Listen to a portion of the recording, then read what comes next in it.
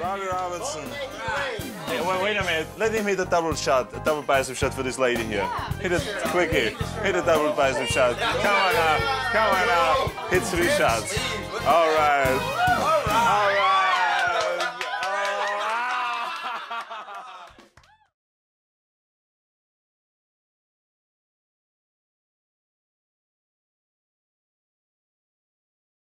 What's up guys, Derek, moreplates.com. Today we're going to be talking about why did the golden era bodybuilders seem to keep their hair much better than guys now. So at the end of the day, to me, the conclusion is pretty obvious. Like, some people are going to say there was no difference in their dosages and they were abusing just the same. A lot of people are going to say the dosages now are much worse. So that would be a logical conclusion. Realistically, we don't know 100%. There's been a lot of anecdotal reports that they were pretty reasonable with their dosages. There's a lot of guys like coming from that circle specifically, but then there's a lot of guys that, you know, contradict that and say guys are using upwards of 100 milligrams of Dianabol a day with like 700 milligrams of Primo per week.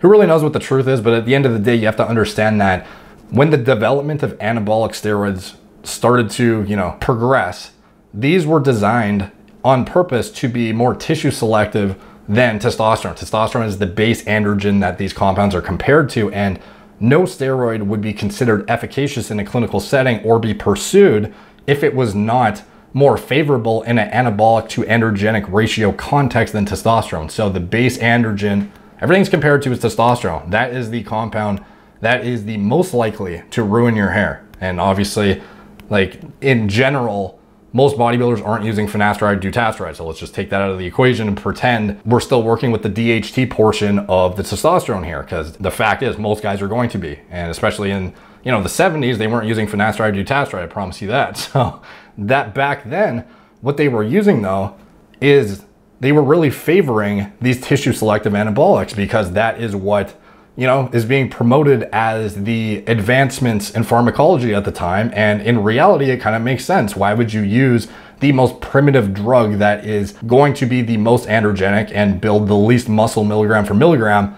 And that doesn't, you know, necessarily hold up in practical application when you look at downstream, you know, aromatization, impact on the IGF-1, GH axis and whatnot. But anyways, just for the sake of, you know, outlining in this video, there are ways to facilitate or fulfill that testosterone base part of the equation and get that estrogen aromatization via Dianabol as a base, for example, which was commonly used in the 70s.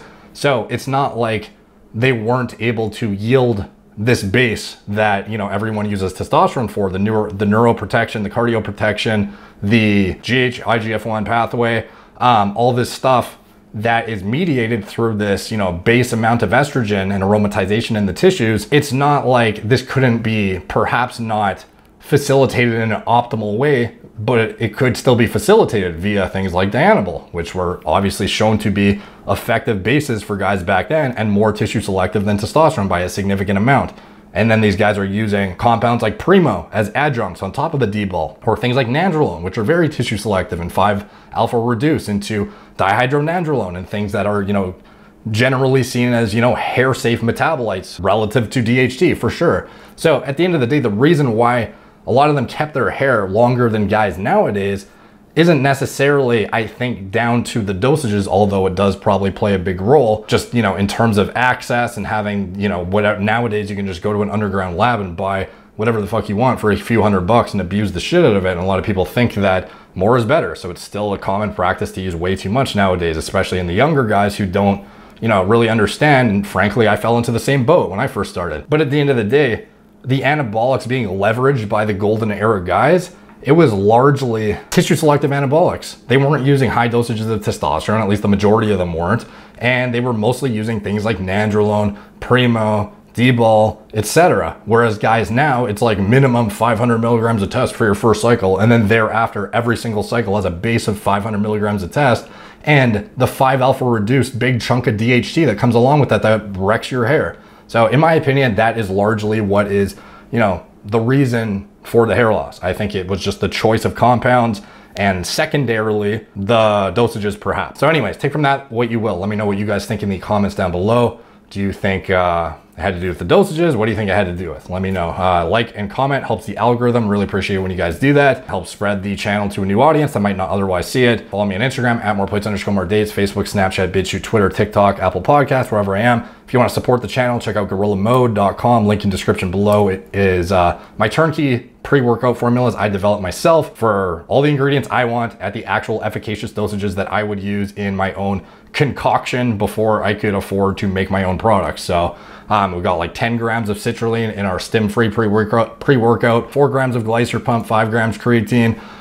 Just ridiculous dosages you're not going to find in any pre-workout anywhere. And if you go pick up your current pre-workout, compare it to the labels that we have, I promise you, you won't be disappointed. As well as my cognitive enhancing nootropic formulas, Gorilla Mind Rush, Gorilla Mind Smooth.